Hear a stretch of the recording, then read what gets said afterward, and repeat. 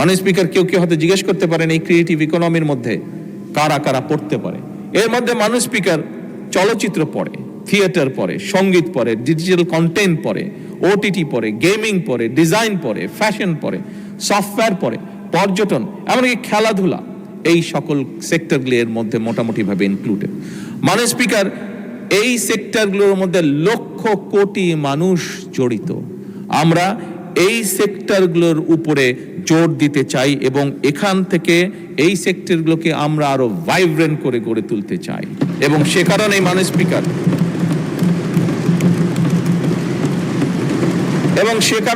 Speaker এই খাতগুলোকে আমরা অর্থনীতির মূল ও স্রোতধারায় নিয়ে আসার উদ্যোগ গ্রহণ করেছি, সিদ্ধান্ত গ্রহণ করেছি মাননীয় স্পিকার। যা আমরা বিশ্বাস করি দেশের শুধু ভিতরের অর্থনীতি নয়, যা আমাদেরকে বৈদেশিক মুদ্রা অর্জনে সহযোগিতা করবে, যা আমাদেরকে অনেক ডাইরেক্ট এবং ইনডাইরেক্ট কর্মসংস্থানের সুযোগ সৃষ্টি করবে। মাননীয় স্পিকার, সরকার একদিকে পেশাদার খেলোয়াড় তৈরি করতে চায়। আমাদের গ্যালারিতে আজকে অনেক তরুণ তরুণীরা আছে, এদের মধ্যে অনেকেই আছে যারা বাই বন্ড, যারা বিভিন্ন, তাদেরকে যদি একটু সুযোগ দেওয়া হয় বাই বন্ড তারা ভালো খেলোয়াড় হতে পারবে। মাননীয় স্পিকার, আপনি নিজেও আপনার জীবনে একজন ভালো ফুটবল প্লেয়ার ছিলেন। মাননীয়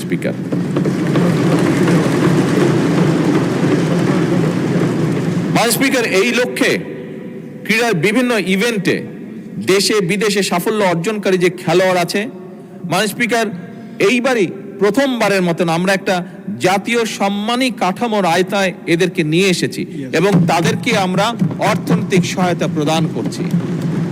আমাদের দেশে খুব স্বাভাবিকভাবে মাননীয় স্পিকার একটি সামাজিক একটি পারসেপশন রয়ে গিয়েছে আমাদের মধ্যে যে খেলাধুলা করলে, যদি বেশি খেলাধুলা কেউ করে তাহলে জীবনে সে বড় কিছু হতে পারবে না।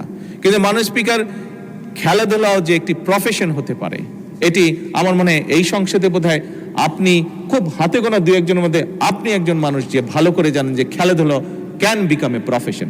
এবং আমরা এটিকে মাননীয় স্পিকার, এটিকে আমরা তুলে ধরতে চাই।